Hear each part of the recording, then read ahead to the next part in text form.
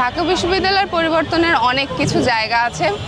First year থেকে গত 5 বছর ধরে আবাসন সংকট নিয়ে কাজ করছিলাম। আপনারা দেখে থাকবেন ওই সময় কিছুদিন আগেও, জাস্ট 5 মাস আগেও আমরা ভিসির বাসার সামনে দাঁড়িয়ে কথা বলেছিলাম, আন্দোলন করেছিলাম, কিন্তু আসলে সেরকম কোনো উন্নয়ন আমরা দেখতে পাচ্ছিলাম না।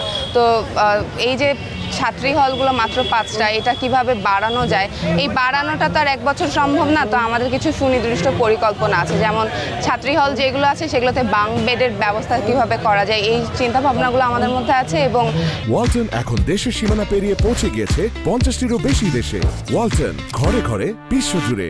এছাড়াও পুরো বিশ্ববিদ্যালয়ে খাবারের সংকটটা অনেক বেশি, যেটা আমি কাজ করতে চাচ্ছিলাম, যে আমরা স্টুডেন্টদেরকে, বর্তমান স্টুডেন্টদেরকে কানেক্ট করে কিভাবে ব্যবসায়িকভাবে তাদেরকে কানেক্ট করে এই খাদ্য সংকটটাকে মোকাবেলা করা যায়, আমরা এটা নিয়ে কাজ করার একটা চিন্তা ভাবনা করছি। এবং আমাদের পড়াশোনার যে ব্যবস্থাটা আছে সেটা আসলে খুবই নাজেহাল অবস্থা। আমাদের লাইব্রেরিতে সিটের কম আছে, তো আমরা সেটার জন্য একটা অ্যাপস লঞ্চ করতে যাচ্ছি, যেখানে আমরা চাচ্ছিলাম যে একটা যখন আমরা পড়তে চাই সেরকমভাবে আমাদের আবাসন আমরা নিশ্চিত করতে চাই। এই বিষয়গুলো নিয়ে আমরা কাজ করছি।